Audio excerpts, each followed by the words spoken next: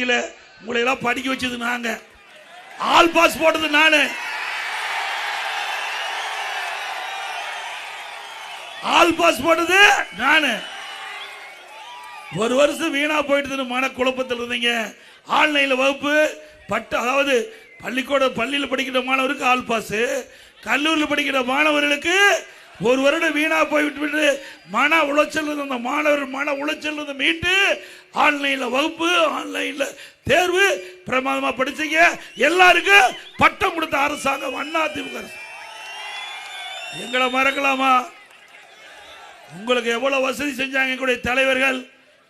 காலுக்கு காலணி, சீருட விலையில புத்தகம் கொண்டு போறதுக்கு பையை, பள்ளிக்கு போறதுக்கு சைக்கிள், மென்மையான கல்வி கிடைக்க மடிக்கணி எல்லாம் கொடுத்த ஒரே அரசாங்கம் அதிமுக அரசு. இப்படி எல்லாமே வாங்கி அனுபவிச்சுட்டு பலனை கொண்டு போய் அங்க கொடுக்கலாமா?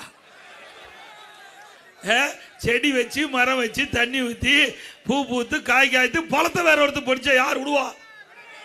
நியாயமா? யார் கஷ்டப்பட்டு செடி வச்சு மரத்தை பாதுகாத்து வளர்த்தா அவருக்கு தானே அந்த பலன் கிடைக்க வேணும். அதனால அருமை சகோதரன் இளைஞர்கள் சிந்திக்க வேண்டும். ஒரு ஆட்சினா சாதாரண விஷயம் இல்லை. ஒரு 8 கோடி மக்களுடைய வாழ்வாதார பிரச்சனை.